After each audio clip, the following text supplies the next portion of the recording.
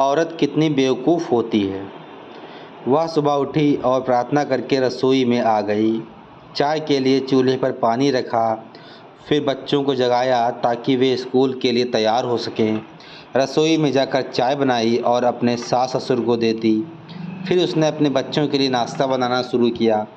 बच्चे जब तैयार हुए तो उन्होंने नाश्ता किया और उसने बच्चों का लंच बनाया। इसी बीच बच्चों की वैन आ गई। बच्चों को स्कूल भेजकर टेबल से बर्तन समेटे। इसी बीच पति ऑफिस के लिए तैयार होने गए तो उनकी ज़रूरी चीज़ें निकाल कर दे दी। जल्दी से किचन में आई और पति के लिए नाश्ता बनाने लग गई। एक पराठा और अंडा अभी बना ही था कि नन्ही नंद रसोई में आई। यह कहकर नाश्ता ले गई कि मुझे कॉलेज जाने में देर हो रही भाभी। उसी समय देवर भी यूनिवर्सिटी जाने को तैयार हो गया। जल्दी से पति और देवर के लिए नाश्ता बनाया और मेज़ पर रख दिया। 9 बजे पति ऑफिस गया तो उसने आकर टेबल से बर्तन उठाकर सास और ससुर के लिए नाश्ता बनाया। जब तक सास ससुर ने नाश्ता किया तब तक वह रसोई साफ कर बर्तन धो चुकी थी। सास ससुर के नाश्ते के बर्तन समेट ही रही थी, तभी सफाई वाली मासी आ गई तो उनके साथ मिलकर घर की साफ सफाई की। मासी को विदा किया तो 11 बज चुके थे। तभी घंटी बजी और उसकी विवाहित नंद अपने 2 छोटे बच्चों के साथ आ गई। मेहमानों के लिए जल्दी जल्दी चाय और उसके साथ कुछ नाश्ता बनाया। उस समय 12 बज रहे थे। वह जल्दी से रसोई में खाना बनाने गई तो सास की आवाज़ आई, आज अपनी नंद के लिए कुछ अच्छा बनाना। उसने नंद के लिए स्वादिष्ट खाना बनाया और जल्दी जल्दी रोटी बनाने लगी क्योंकि 1 बजे थे और उसके बच्चे आने वाले थे। बच्चे जब स्कूल से आए तो उन्होंने मुंह हाथ धोए, कपड़े बदले और उसने उन्हें खाना खिलाया।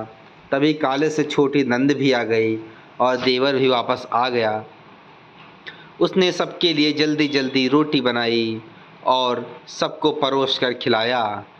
जब सब खाकर उठे तो 3 बज चुके थे और उसे अचानक भूख लगी।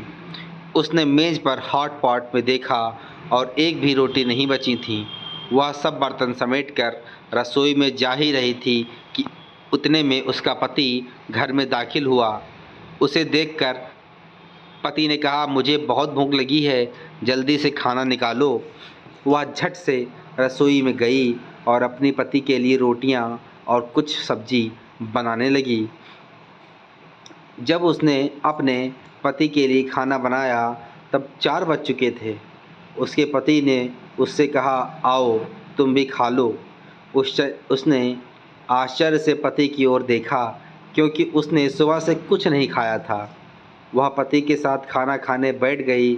जब उसने अपने मुंह में रोटी का टुकड़ा रखा तो उसकी आंखों से एक आंसू निकला। उसके पति ने पूछा, तुम रो रही हो? क्यों? उसने सोचा, मैं इनसे क्या कहूँ, ये क्या जानते हैं कि ससुराल में इतनी मेहनत के बाद मुझे यह रोटी मिलती है जिसे लोग मुफ्त की रोटी कहते हैं। उसने अपने पति को उत्तर दिया, कुछ नहीं जी। उसके पति ने कहा, स्त्री कितनी बेवकूफ़ होती है, बिना कारण के ही रोने लगती है।